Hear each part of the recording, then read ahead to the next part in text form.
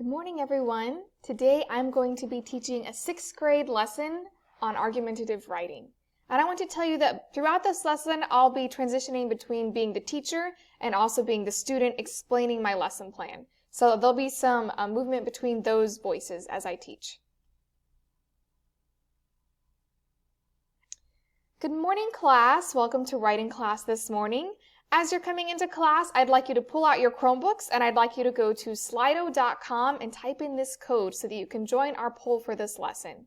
So get your Chromebooks out, go to slido.com and type in this code here so that you can join our lesson today. Once you've gotten in, I'd like you to answer this question. Would you rather have all your food be spicy or have all your food be sweet? So you're going to select either spicy or sweet.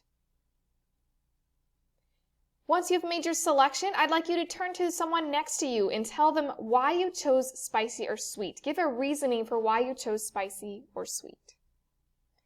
Can I have 1 or 2 people share with the class what you chose? Next question. Would you rather be an only child or have 10 siblings? So you can either select only child or 10 siblings. Make sure you also share your reasoning with a partner. Our final question for today, would you rather go to school 4 days a week for 10 hours or 5 days a week for 8 hours?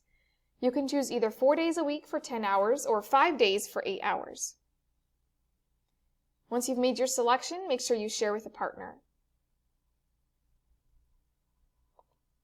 All right, thank you, class, for sharing and for participating in the activity.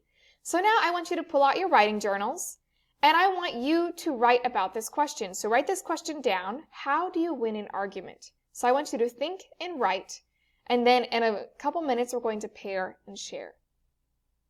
So after the students have written down their answer, I would have them pair with a partner and share what they wrote, and then I would have a couple students select a couple to share with the entire class what they wrote. All right, thank you all for sharing about how you would win an argument. Today for class, our goal is to write an argumentative paragraph. So our objective today is you will be able to write an argumentative paragraph that supports your claim with clear reasons and relevant evidence. So we're going to listen to this little book. So we're going to pause now. I want you, class, to close your Chromebooks, and if you'd like to, you can move closer to the screen by coming to sit on the carpet, and we're going to read this book called Hey Little Ant by Philip and Hannah Hoos, and illustrations are by Debbie Tilley.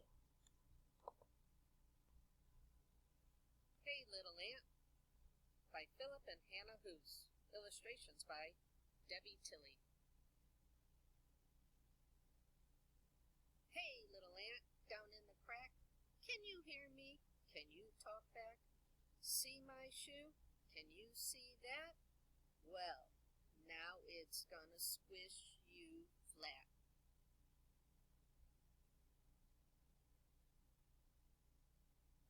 Please, oh please, don't squish me. Change your mind and let me be. I'm on my way with a crumb of pie. Please, oh please, don't make me die. All right, I'm going to pause here for the sake of time during this lesson.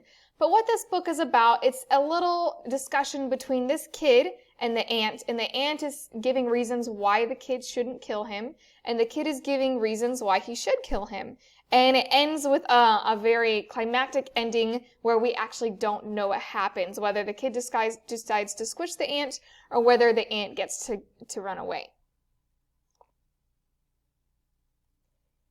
Now we're going to discuss what makes a good argument. And there are 3 things that make a good argument: claim, evidence, and reasoning.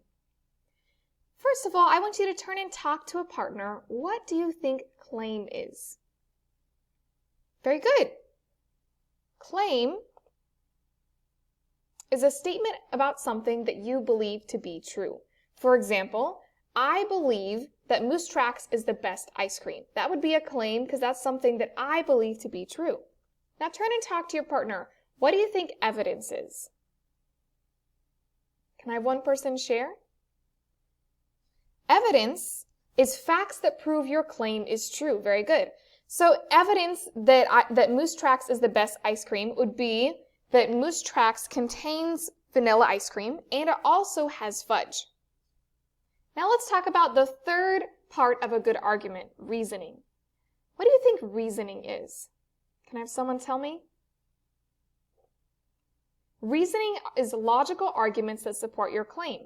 So for my claim about Moose Tracks being the best ice cream ever is I could say that because Moose Tracks has vanilla ice cream and fudge in it, it would also be your favorite ice cream. So that is what makes a good argument: claim, evidence, and reasoning. So here's what we're going to do now. We're going to talk about the ant and the kid and their reasonings, their claim, and their evidence that they use to support whether the ant should live. So what I would do after we talked about what makes a good argument, the claims, evidence, and reasoning, I would have the students help me come up with what the claims are in the book that we read, what the reasonings and arguments are. And ideally, I would have this book in the classroom for students to look through. We would read through it again, and we would write down the claims for the ant, the claims for the kid, and their arguments that they give for each side. Now that we've had some practice with finding claim and finding reasonings and evidence to support that claim, you are going to get a chance to do this yourself. Here is the topic that you are going to be writing an argumentative paragraph about. Is homework helpful? So you're going to choose one side of the issue, a claim. You're going to say, yes, homework is helpful, or no, homework is not helpful. And you're going to write an argumentative paragraph describing your claims and reasoning and your evidence. Now, we want to talk about what makes a logical argument and what makes a good evidence. So like it was saying, using an evidence that says, oh, I don't like homework or homework is boring, those would not be good evidence because you could not support that with logical reasoning. That's based on personal opinion.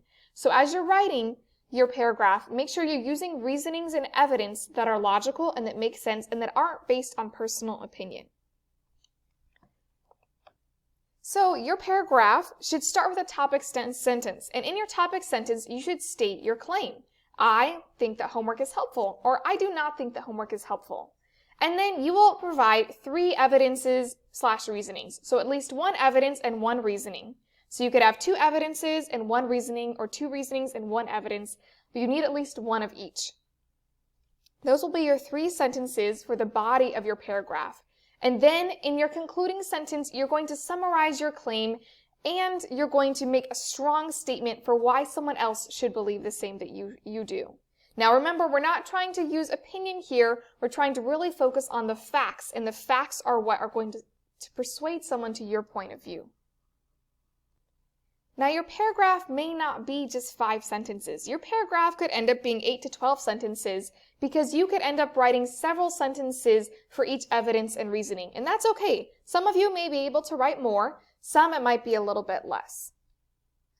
So after I would explain to the students how they're going to write their paragraph, I would have them do a brainstorming session. So I'd have them pull out their writing journals. They would choose their side of the issue, whether they think that homework is helpful or whether they think that homework is not helpful.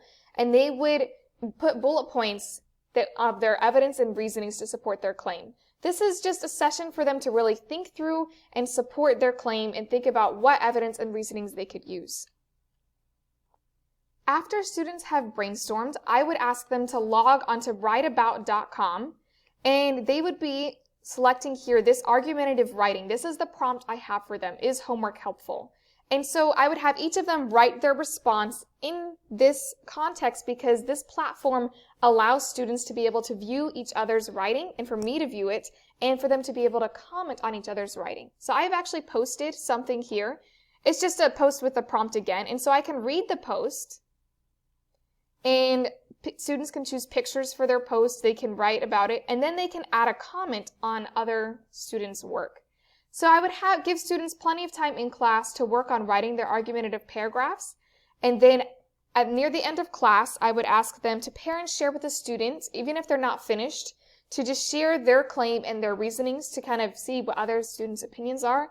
And then for their homework, I would have them go through and read 2 other students' paragraphs, and then they would write comments on them. So down here, they can write comments on another student's paragraph about what they wrote.